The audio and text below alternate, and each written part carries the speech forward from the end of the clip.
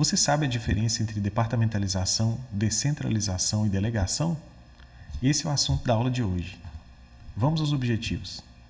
Os objetivos da aula de hoje são entender a diferença entre delegação e descentralização, conhecer os tipos de departamentalização e esperamos que ao final você seja capaz de adotar as boas práticas ao delegar, decidir sobre centralizar ou descentralizar, ou ainda quando decidir pela forma de departamentalização que vai ser usada em seu projeto de organização. Delegação é o processo de transferência de determinado nível de autoridade de um chefe para o seu subordinado, criando com isso um compromisso desse subordinado pela execução dessa tarefa que foi delegada. Normalmente o entendimento é que delegação ela é feita de uma pessoa para outra pessoa, de um chefe para um subordinado. Uma outra definição diz que é um processo no qual o poder máximo da empresa confere aos cargos que estão a ele subordinados direitos e poderes de comando para administrar os recursos humanos, financeiros, materiais e tecnológicos, construindo assim a estrutura organizacional da empresa.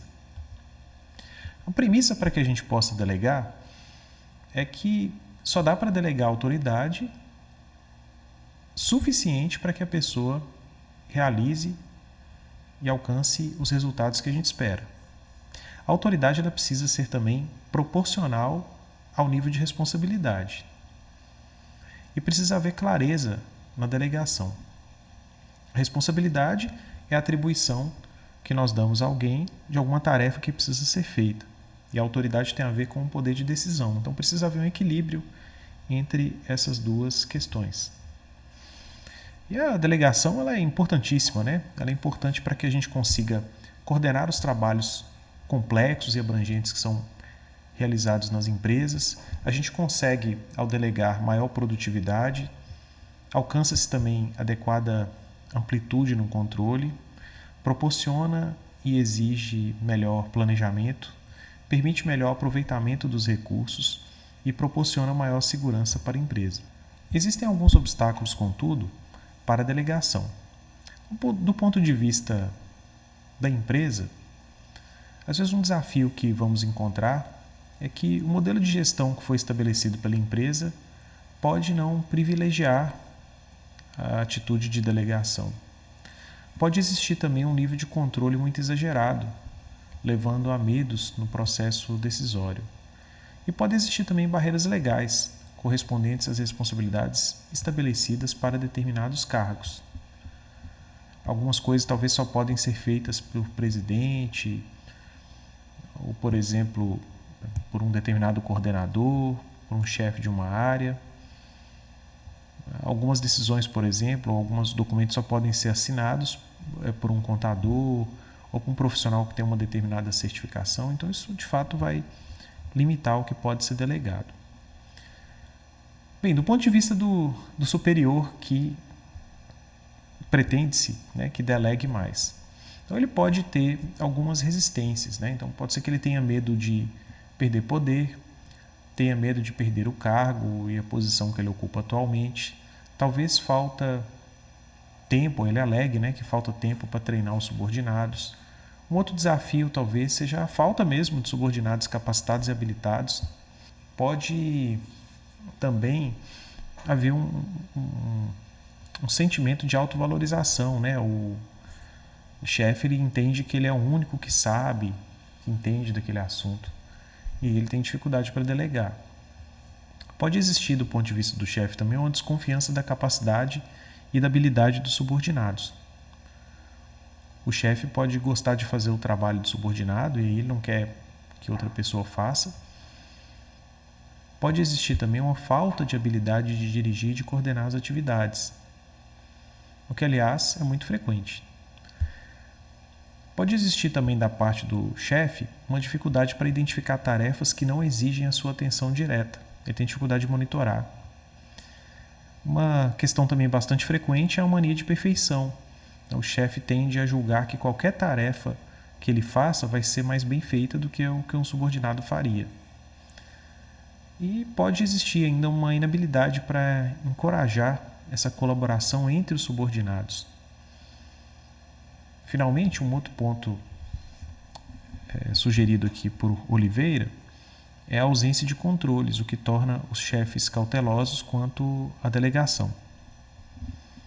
Existe ainda uma terceira perspectiva, que é do ponto de vista do subordinado, do funcionário, né?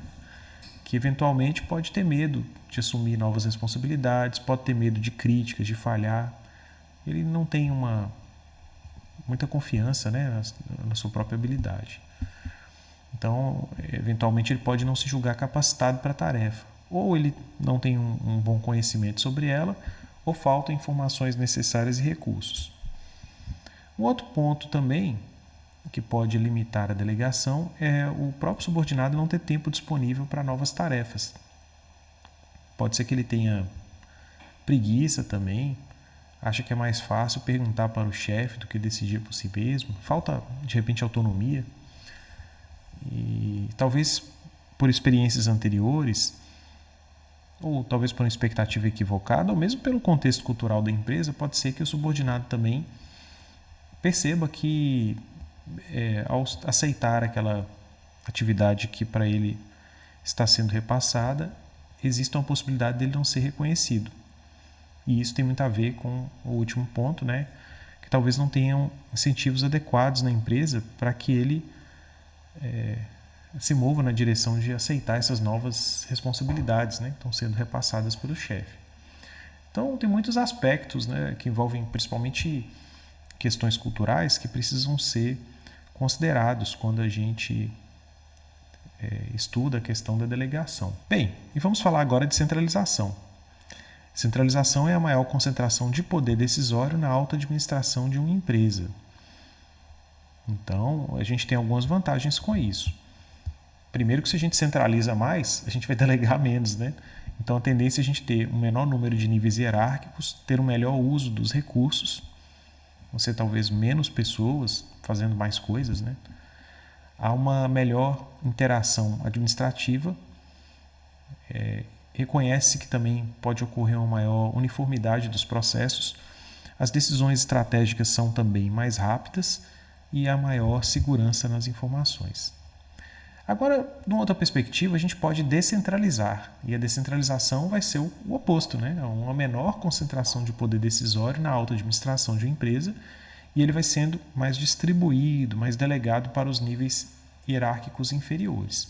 Então, descentralizar depende de um grau de confiança dos chefes sobre os subordinados, depende da capacidade dos subordinados de lidar com suas responsabilidades, depende do nível de treinamento e preparo da chefia e da forma também de atuação das unidades organizacionais, principalmente assessoria, que vão dar suporte para que essas áreas deem conta dessas responsabilidades que elas assumem quando a gente descentraliza.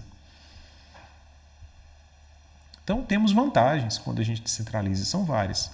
A gente consegue maior especialização, há uma menor exigência de tempo nas informações e decisões, a alta administração fica mais liberada para focar em questões mais estratégicas, porque ela distribui, né, uma série de atribuições para os níveis mais inferiores, mais ligados à realidade e o dia a dia operacional.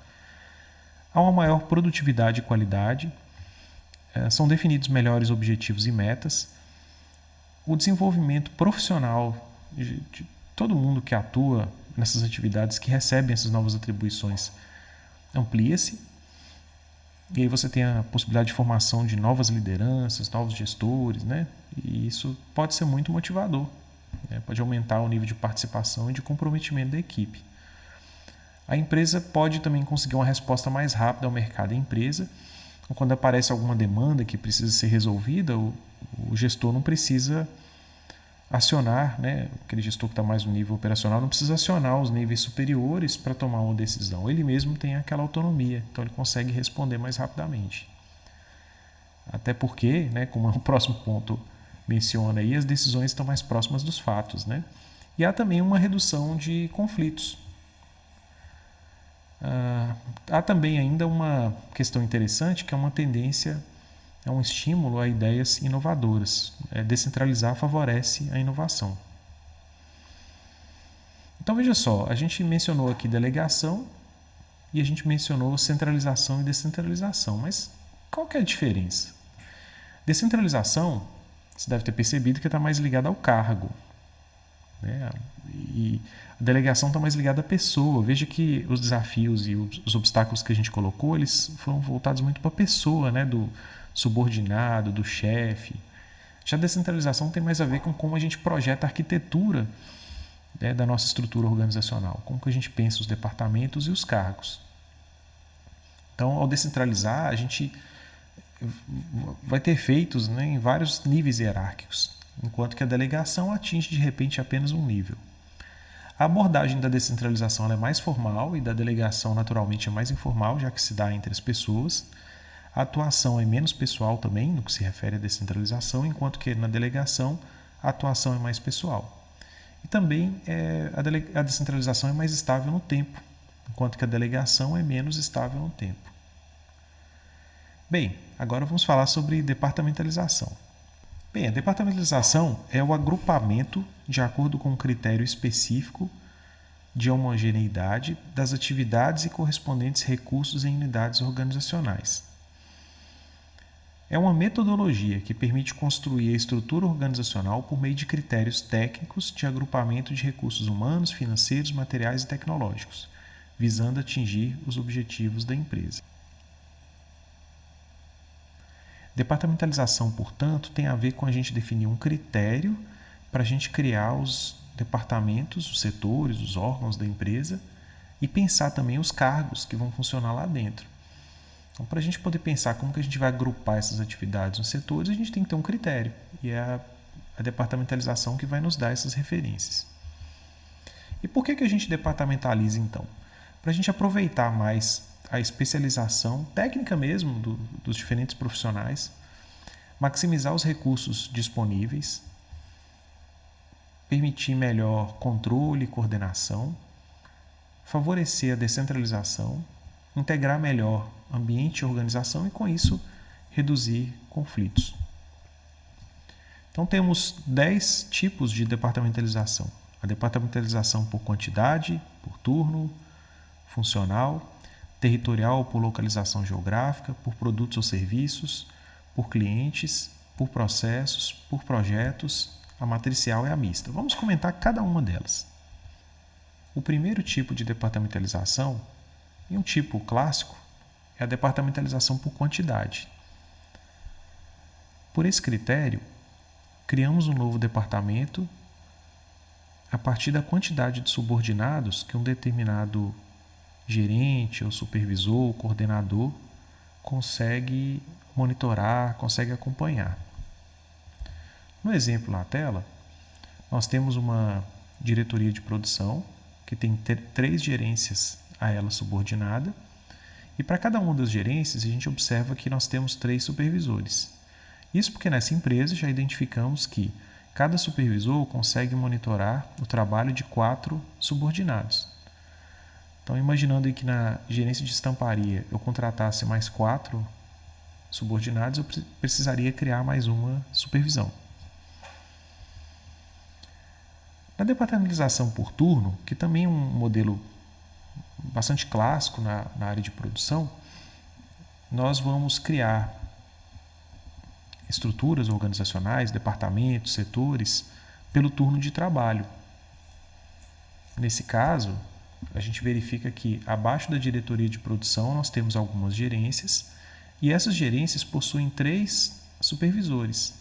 Então, cada supervisor é responsável por um turno. Por exemplo, o turno 1 poderia ser o matutino, o turno 2 o vespertino e o terceiro turno o noturno. A departamentalização funcional, que é o terceiro tipo, é a abordagem clássica e mais presente nas organizações. Por esse critério, nós agrupamos as pessoas por suas especialidades, conforme as atividades que vão ser feitas. Então, imagine que numa empresa você poderia ter, abaixo de uma diretoria, uma gerência de produção. Nela você vai criar cargos relacionados com a formação na área de gestão de produção. Você vai ter gerentes de produção, supervisores de produção, vão ser pessoas provavelmente formadas em administração ou engenharia de produção, que têm um conhecimento na área de qualidade, né, e que vão ser responsáveis por monitorar, planejar, controlar a produção da empresa. Na gerência financeira, o critério que a gente vai usar vai ser contratar pessoas que têm especialidade, um conhecimento na área financeira. Talvez graduados em administração ou contabilidade, né? E você vai ter gerentes financeiros, gerentes de caixa, gerentes de contas, né? E aí segue-se o raciocínio também para as gerências de marketing, recursos humanos e as demais que a empresa utilize. Na departamentalização territorial, a ideia vai ser que nós vamos criar os departamentos por um critério geográfico. Nessa empresa, por exemplo, que é uma empresa aérea, então a gente tem abaixo do departamento de tráfego aéreo uma departamentalização geográfica, em que a gente definiu um responsável, um coordenador, um supervisor da região norte, um gerente, um coordenador, um supervisor da região centro e outro da região sul. E as bases, que são provavelmente os aeroportos, né, tem então assim cada um seu responsável.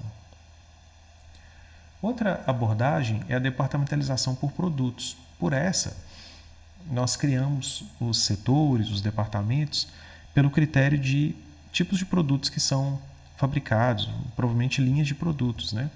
Então nós temos, por exemplo, aqui abaixo da diretoria, uma gerência só dos produtos têxteis desse grupo aqui industrial, outra para a gerência de produtos farmacêuticos e outra para a gerência de produtos químicos.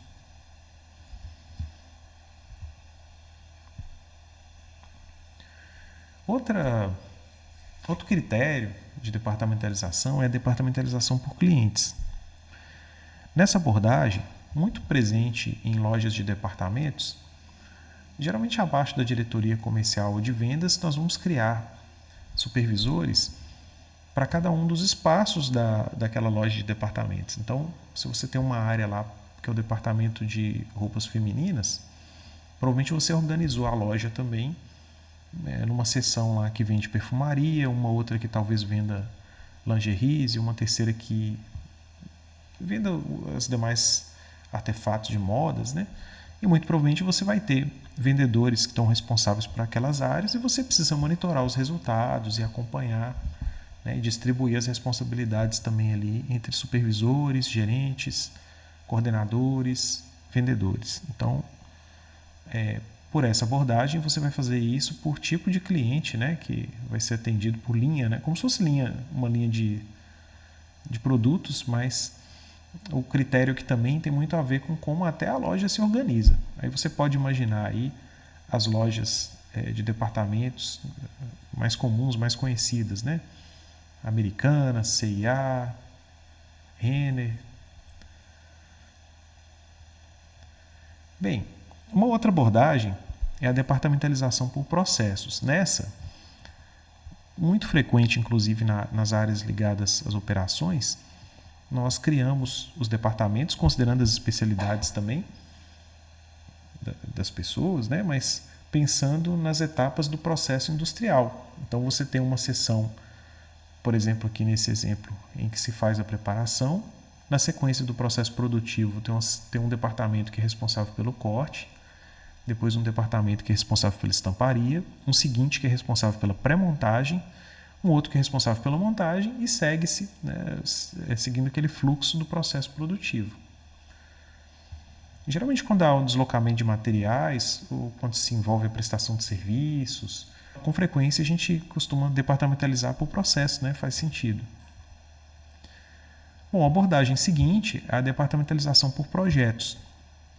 Nessa abordagem, a gente vai criar um setor responsável pela coordenação de projetos, frequentemente é chamado de escritório de projetos, onde você vai ter um coordenador geral de todos os projetos que acontecem na organização. Ele vai ser o chefe, né, dos demais gerentes de projetos. E cada um dos gerentes de projetos vai ter, então, a responsabilidade por aquele projeto que ele está conduzindo. No exemplo aí, nós temos os projetos A, B e C. E esses gerentes, bem como as suas respectivas equipes, podem ser de pessoas derivadas de outros setores, funcionais mesmo da estrutura. Inclusive, esse fato de que muito provavelmente os projetos vão utilizar pessoas dos outros setores leva-nos ao modelo seguinte, que é o modelo de departamentalização matricial, que frequentemente é usado numa abordagem de departamentalização por projetos. Só que nele a gente deixa mais claro que as pessoas, né, os recursos materiais, os equipamentos, eles vão sair, né, dos outros departamentos da estrutura funcional e vão ser utilizados naqueles projetos, que geralmente tem uma característica temporária, né, que é uma característica de projetos, como a gente aprendeu já na área de gestão de projetos. O projeto é um conjunto de atividades que tem um início, né, e um fim definidos, e eles têm geralmente um cliente em vista, né, para ser atendido. Pode ser um cliente interno ou externo. Então, a mão de obra, a tecnologia, os materiais, eles são recursos temporários que são despendidos para a execução desse projeto. E a gente pode representar isso também no organograma. Bom, e o 10º critério é o de departamentalização mista, que provavelmente todas as empresas vão ter, né? Nesse, a gente está considerando que a empresa ela vai utilizar variados critérios para poder construir a sua estrutura organizacional. Veja nesse exemplo que, abaixo da diretoria, a gente tem uma gerência financeira e uma comercial. O critério para criar esses dois departamentos foi a departamentalização funcional, né? Note que abaixo da gerência comercial, a gente tem as regionais Sul e Norte. Veja que os critérios para criar esses dois departamentos foram critérios geográficos, né? Para poder definir quais seriam esses dois departamentos. E a gente tem aqui do lado esquerdo uma departamentalização por projeto. Então a gente tem um gerente de projetos, um escritório de projetos, né? E a gente tem 3 projetos aqui, né, vinculados. O fato é que, para além desses critérios de departamentalização, novas formas têm surgido. Então a literatura vai apontar também para a gente algumas outras abordagens. Então a gente tem a criação de unidades estratégicas de negócio, o modelo da governança corporativa e também a rede de integração de empresas. Vamos falar um pouquinho de cada uma delas, né? Na abordagem de unidades estratégicas de negócio, a gente organiza a empresa por linhas de negócios que ela tem. Veja no exemplo aqui que abaixo dessa presidência tem a divisão química, a farmacêutica, a divisão de redes de farmácias e a divisão administrativa e financeira. Então, a lógica para fazer isso aqui foi dividir as diretorias de cada um dos negócios mesmo que a empresa tem. A empresa foi crescendo e começou a atuar em segmentos diferentes do mercado e, ao dividir as diretorias dessa forma, ela pode identificar, inclusive, as que estão mais eficientes ou estão menos eficientes e reduzir os impactos negativos, muitas vezes, de um segmento que às vezes não está bem no momento para as outras. Isso às vezes envolve até alterações na estrutura societária mesmo da empresa, né? Pode ser que você crie uma holding e aí você cria empresas diferentes abaixo para cada um desses segmentos. Bom, o segundo modelo é um modelo da governança corporativa. Nessa abordagem, né, você cria mecanismos dentro da estrutura organizacional para criar mecanismos de compliance, né, que garantam de fato um bom funcionamento da organização. Então, no exemplo aí, nós temos uma estrutura clássica de governança. Ela envolve, então aqui, imagine uma empresa SA, né? Então você tem uma Assembleia Geral que é realizada pelos sócios, que é soberana, né, pelo estatuto que a instituição tem, e ela vai eleger então um conselho fiscal, que serve para fiscalizar as atividades do conselho de administração, que também é eleito por essa Assembleia. Eles são representantes, né, dessa sociedade, então são também alguns dos acionistas, e eles vão compor então esses conselhos. Em alguns casos até, para o conselho fiscal, as empresas optam por contratar conselheiros profissionais.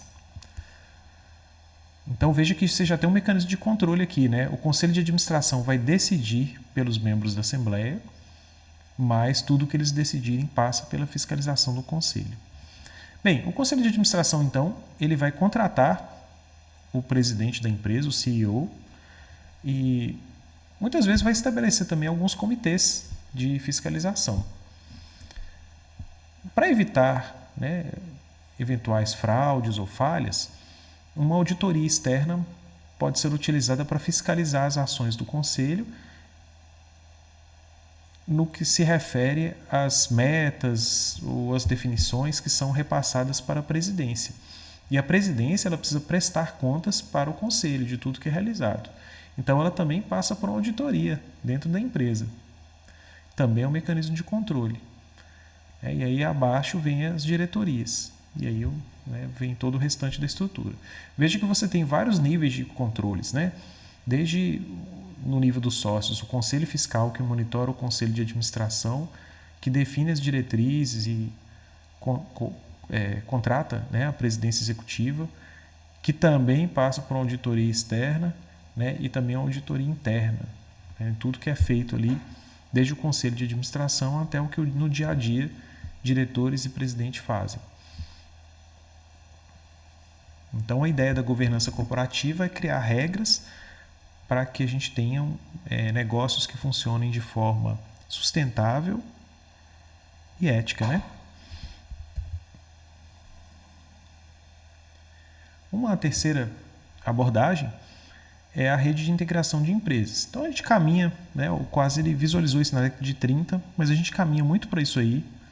A gente começar a ter uma série de empresas que criam redes estruturadas para crescer juntas, né, fazer um melhor uso dos seus ativos, aumentar a sua flexibilidade e aumentar a lucratividade. Então, a ideia é que ao pensar essa estrutura organizacional, a gente pense em mecanismos para interagir, para que haja interação, né, e a cooperação entre essas empresas. A gente pensa as regras de transparência e de transferência de conhecimento, para que a gente possa entender onde vão acontecer as sinergias. Pensa-se também, né, que é necessário que hajam mecanismos de governança corporativa para que, né, mantenha essa sustentabilidade e a ética desse modelo, né, que é estabelecido. Espera-se também que ao utilizar esse modelo a gente tenha vantagem competitiva dessas empresas que participam, né, dessa integração. E no entendimento, né, a premissa ali que parte do modelo é que é válido para qualquer tipo e tamanho de empresas. Okay? Então, bem, gente, são vários critérios, né? Então nós vimos aí 10 critérios tradicionais e vimos mais 3 outras formas mais recentes que têm sido utilizadas também. E é bom a gente ter em mente que há alguns princípios, né, que são fundamentais para a gente fazer uma boa departamentalização, lá na prática mesmo, na hora da gente pensar os departamentos e os cargos. Então, o princípio é o seguinte: o departamento que mais uso fizer de uma atividade deve ter, né, essa atividade sob sua responsabilidade. Vão ter, muitas vezes, atividades e ações que são compartilhadas entre departamentos, mas vai ter um que vai fazer aquilo mais e a gente precisa que tenha só um que seja responsável, né? Senão, às vezes, a responsabilidade compartilhada pode não funcionar muito bem, né? Como é que a gente vai depois cobrar o resultado, né, se a gente não tem precisamente um responsável? Bom, o segundo princípio é o do maior interesse ou interesse explicitado. Então, o departamento que mais interesse tiver nos resultados de uma atividade ou na execução dela deve ser aquele que é responsável por monitorar ou supervisionar aquela atividade. Há um princípio também de separação do controle, que é fundamental, né? Então, as atividades de controle precisam ser autônomas das atividades de execução. Então, se eu executo, eu não controlo. Não faz sentido eu ser a pessoa responsável por planejar e manejar o dinheiro e eu também prestar contas, né? Por isso que, frequentemente, os departamentos de finanças e contabilidade são separados, né? Finanças planeja, gasta o dinheiro, contabilidade presta contas. Ainda que você possa ter atividades de prestação de contas dentro do setor financeiro, ele tem que ter um mecanismo externo que, né, controle, que monitore aquilo. Para dar um exemplo, né? Um outro princípio é a supressão da concorrência. Então, a gente precisa eliminar atividades concorrentes entre os departamentos, agrupando-as em um único departamento. Então, se tem atividades que estão sendo comuns a dois, de repente a gente pode criar um departamento novo que puxa aquelas duas atividades. É um princípio que talvez pode evitar esse problema. Um outro é o da diferenciação. Então, as atividades diferentes devem ficar em departamentos separados. E muitas vezes os condicionantes que estão naquele modelo que o Oliveira traz, né, é que vão definir, né, muito o que vai ser, né, de um departamento ou de outro. E por último, tem o princípio da integração, que ele estabelece que quanto mais as atividades trabalham integradas, maior razão é para ficarem no mesmo departamento. Então, a motivação para isso é escala e coordenação. Bom, finalmente, eu acho que é importante pensar também que alguns departamentos eles vão ter um conjunto de atividades mais voltadas para a criação, para a inovação, para pensar novos produtos ou serviços, ou atividades que não têm, muitas vezes, uma rotina muito bem definida. Esse tipo de departamento talvez vai ter um tipo de departamentalização que vai se alinhar melhor. Então, por exemplo, um departamento de pesquisa e desenvolvimento, né, como é que eu vou departamentalizar? Como é que eu vou pensar essa estrutura? Então, nesses casos, né, em que o departamento ele trabalha com inovação, né, ele é pouco formalizado, o processo decisório dele precisa ser mais rápido, a comunicação dele é mais intensiva e informal. Além disso, o trabalho ele tem mais delegação, né? E você tem talvez maior grau de descentralização por consequência, né?